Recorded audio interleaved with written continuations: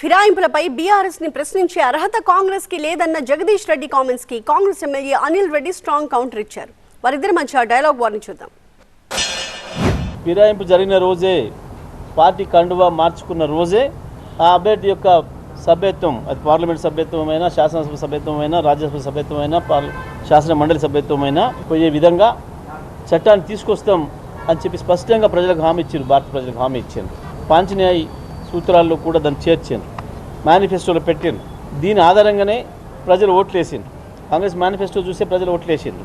ఓట్లేసిన ప్రజల్ని చీట్ చేస్తున్న, ఇంత నగ్నంగా మోసం చేస్తున్న కాంగ్రెస్ పార్టీకి అర్హత లేదు మాట్లాడడానికి. ఉమ్మడి నల్గొండలో దేవరకొండ ఎమ్మెల్యే రవీంద్ర కుమార్ నువ్వు చేర్చుకున్నారు కదా, చిరుమర్తి లింగయ్యను చేర్చుకున్నారు కదా. అంటే పార్టీ ఫిరాయింపులను నాడు ప్రోత్సహించారు. నాడు 88 మంది ఎమ్మెల్యేలు ఉన్నారు. 88 మంది ఎమ్మెల్యేలు ఉంటే కానీ ప్రజాస్వామ్యాన్ని అసలు ఉండనీయకుండా ప్రజాస్వామ్యాన్ని తుంగలో దొక్కుతాం.